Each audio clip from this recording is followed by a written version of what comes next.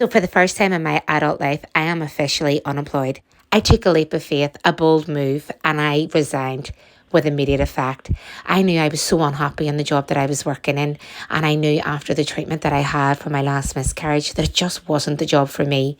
My mum always said to me, if you enjoy going to work, Katrina, you'll never work a day in your life. And I wasn't feeling like that. I felt dread, I felt fear, I felt a nervous feeling in my stomach.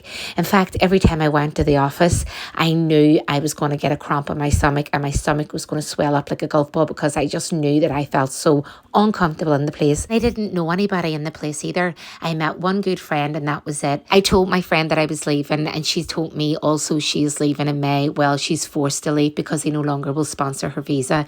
Even though at the beginning when she did accept the offer, they told her that she has a very good chance of being sponsored. And unfortunately the rules changed and she has to leave in May, which I just found so unfair.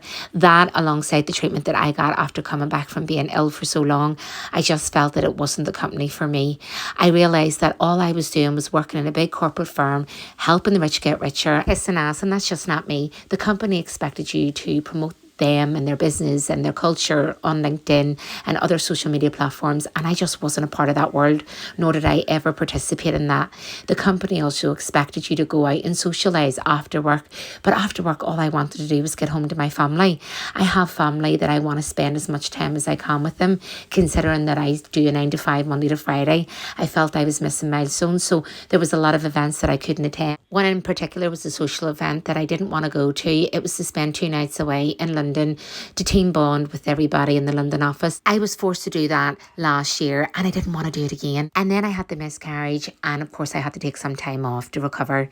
And even at that, and when I told the managers that I did have a miscarriage, it was as if they didn't believe me.